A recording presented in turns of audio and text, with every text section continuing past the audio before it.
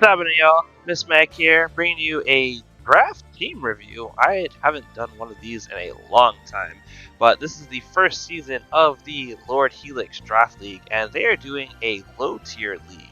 And by low-tier, I mean low-tier. Like, take your traditional top old, maybe like 75 months in Draft League and toss them out the window. They're banned.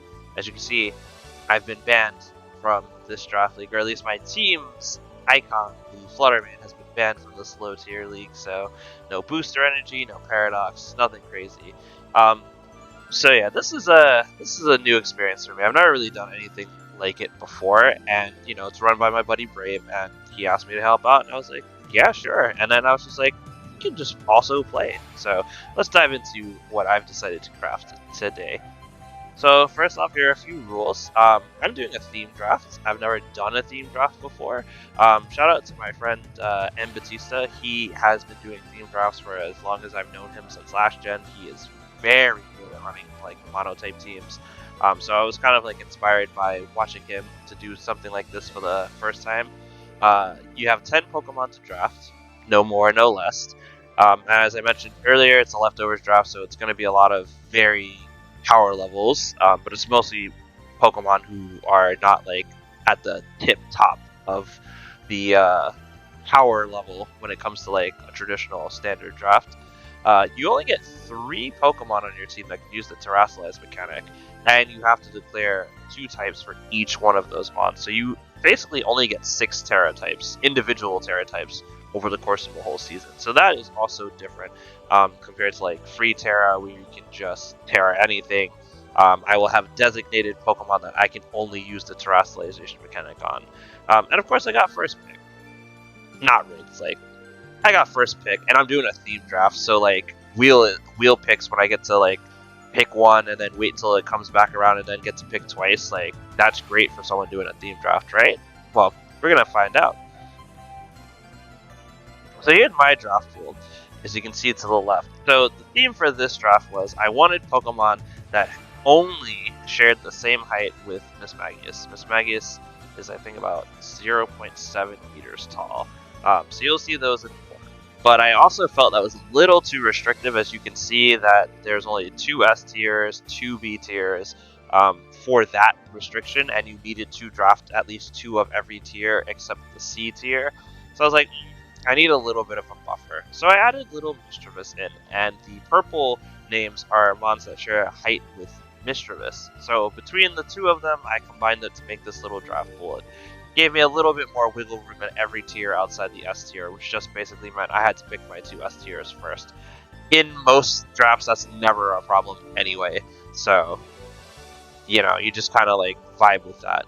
But this is the draft pool. You can see there are some mons that are very good. You can see there are some mons that are kind of mid, and then there are some Pokemon, like mostly in the D tier, they're like baby mons, not fully evolved mons, that kind of stuff. But there are some gems down there. So these are the only Pokemon I'm allowed to draft.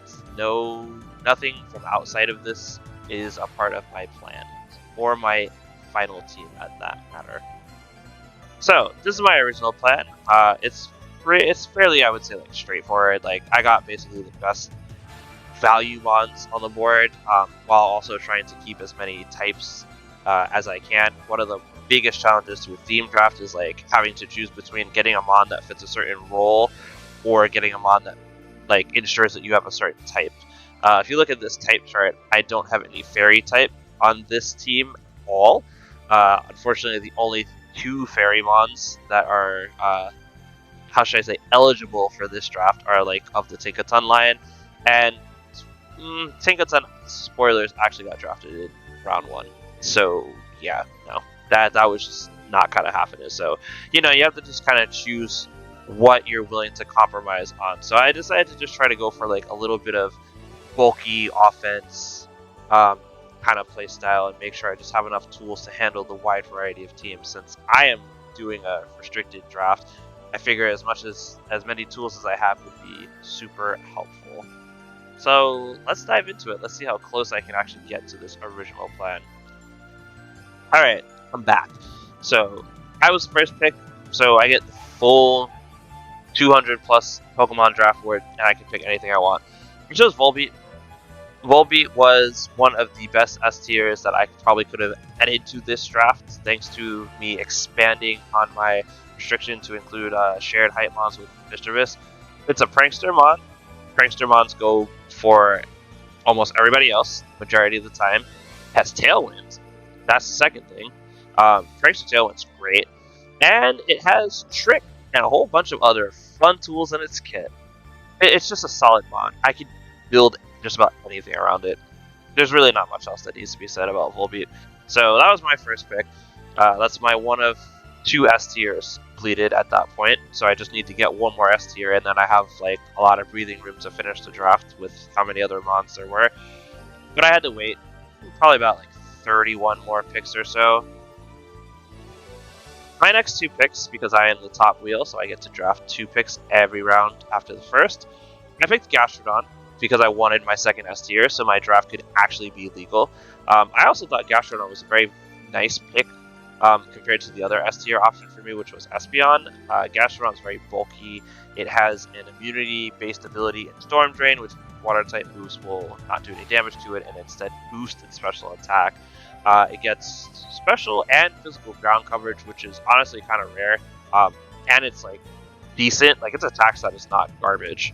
Like it's very viable that I can run like Stormy Tantrum on this mon on some weeks, but it traditionally is known as a special attacker. And it's got like really obnoxious tools like Yawn, Recover, all those kind of things that make it a little bit difficult to remove. So I thought just nabbing that up was great. And my second pick turned out to be one of my 3 Terra Captains, and I chose Alolan Raichu because, again, once I expanded my draft to include the restriction of height shared with Mischievous, I found this to be a much better electric type than the one I would have been stuck with, which was Luxio. It's fast, it has basically the same move pool as the Cantonian Raichu, except with a few additional moves like Psychic, mostly Psychic coverage is the big one since it is Electric and Psychic. It has Surge Surfer, and since we're not allowed to draft Pincurchin, its ability is basically useless. But hey, I could set up Electric Drain for it 1 week, by doing it manually. Who knows? But I liked it. I just thought it was just a good support piece, and I wanted to get it early because the tier that it was in, which is the B tier, was honest to God hell for me to draft from. I chose Flying and Fairy because A, I don't have any Fairy types on my team, so I have to rely on Fairy Terras, and B, Flying is great just to cover its like general weaknesses, and it can function in like a little pseudo Disquake mode with Gastrodon and any future ground mons I may pick up. On to my next wheel. I chose Pligu Hisuian. That's the little Steel Slug, Steel Dragon, one of actually the only dragon I can draft, like legally. Literally the only one. If I did not pick this one, I was not getting a dragon type, which is useful in draft. And it's one of very few steel types I could draft legally as well. So I wanted to grab it as soon as possible. I was like on pins and needles thinking some people might take it because it's pretty decent value in the B tier. It's got a lot of good strong stats for this format, and it gets an Eviolite boost, so a 50% bonus to its defensive stats. It's got a pretty wide move pool being a dragon type. Like, about the only thing it doesn't get is body press. If it got body press, it'd probably be a much higher tier, but I can utilize it for a lot of just being annoying. Spam Muddy Water, spam Ice Beam, spam Acid Spray, Charm. It's just going to be annoying. That's straight up. That's its rule. And on that note, I also picked up my second Terra Captain, which is Flareon. I've wanted to use Flareon for a little bit. I think the Evolution's got a really big boost in move pool this gen, which makes them super great candidates for draft. But the big reason I picked this up this round in particular is if you see Volbeat, Gastrodon, Alolan Raichu, and Sliggoo, you might notice that there's one thing they all have in common. There's not a whole lot of offense on the team. Like, I had like no offensive pressure on this team like whatsoever. And Flareon had the highest base attack stat of any mon I was legally allowed to draft. We snapped that up real quick. Terra Normal because it gets Guts as one of its abilities, so I can throw a Toxic Orb on it and then spam Terra Normal boosted Facades, which off of base 130 attack do like insane amounts of damage for a low tier format. And then I did Grass because its other ability is Flash Fire, so I can have a defensive Terra against water types, and can't be hit with fire moves, which is one of Grass's weaknesses. So that's great. This mon is just basically one of my big damage dealers, straight up. Like, I'm probably going to be clicking Paranormal Facade into most things that don't resist it. On the occasion that I decide to do the more defensive Terra, I might go like with a special Flareon set just to kind of mix it up. So you've been warned. Let's get to my next two picks. So next two picks, I picked Toxapex as one of them. It's another mon similar to Sliggoo that is really annoying and difficult to remove with very high base defensive stats. Truthfully, I wanted Dugtrio. I was hoping to have some Arena Trap and have a little bit of a faster ground mon to take advantage of potential Disquake mode with the Alolan Raichu, but Dugtrio got taken probably about like 12 picks before I even got to go again. So I decided on Toxapex. I didn't really have any other plan other than I didn't want like a second fire type, and I didn't want the Steel Dugtrio because it doesn't get Arena Trap, which kind of is like the whole point of why I wanted the regular one, or the Cantonian one. So it's just like, what can I draft that is making sense? So I just took like a big fuckload of stats, honestly, and that's the best way I can describe Toxapex. Like, base 150s in its defensive stats is kind of ridiculous. Even for this format, there are plenty of mons that might struggle to break it. Its offensive presence leaves a lot to be desired. It's basically 0, so I'm sure coaches will find it easy to ignore, but depending on what it's doing and what's next to it, you may be surprised. Yeah, might have some fun little Toxapex strats coming at you. Maybe some choice band liquidations in the rain from Volbeat. And of course, my other pick for this round was myself, because this is a Mismagius themed draft. It and Mischievous just happened to be in the A tier, so I was like, obviously I'm just going to pick the evolved form because I don't have to share my Eviolite. I got it this round because I really wanted some ground immunity. Like, I picked up 4 mons in previous rounds, including this one, that all have ground weakness. 2 of them can Terra, which is great, but 2 of them can't. So I was like, I need to get one of my only ground immunities, which is the Levitate mon. So yeah, obviously drafted myself. It came at a little bit of a cost though, won't lie. So let's get into our next slide. For this round, so the cost that I was just referring to is my other A tier was intended to be Honchkrow, and I unfortunately lost Honchkrow like literally 3 picks after I drafted Toxapex and Mismagius. But it was a 50-50 on whether or not that coach wanted a Ghost type with Levitate or a Dark and Flying type. They kind of fit the same roles for that team. And I would have been more distressed if I didn't draft myself. Like, it's literally a themed draft around Mismagius. But nevertheless, it be like that sometimes. So I opted to do my tier C and my 3rd Terra Captain, and I said I would come back to the A tier once I decided what I wanted at the end. The big thing about the tier C is Gumshoes. Gumshoes gets adaptability, so I will probably enjoy doing Choice Banded adaptability double edge into just about everything that's not a resist or an immunity almost every week. I am very happy this slow tier little guy made it back to me. I was eyeing him from the very beginning. It's just a lot of power in that mon and some really flexible speed. With 45, it can actually be quite a threat under Tailwind or Trick Room, which I do have access to thanks to me drafting Mismagius. And see, it all works. The third Terra Captain pick, I should say, was probably the more tricky one because in some ways, losing Honchkrow means that I have to draft one of the grass types from the A tier because it's the most reasonable type that was left available to me. Spoilers. So I opted for the little Hisui and Zora because I just thought for 2 reasons. 1, Illusion would just make this team hella more fun to play with. And 2, Normal Ghost is such a unique typing that offers it only just 1 weakness. It's only weak to Dark, and while I don't really have any Dark resist, I don't have any Dark resist at the moment that are not Fairy Terras, unfortunately. It gets a lot of cool little moveful hex, and it's just fast enough that I could probably make use of them.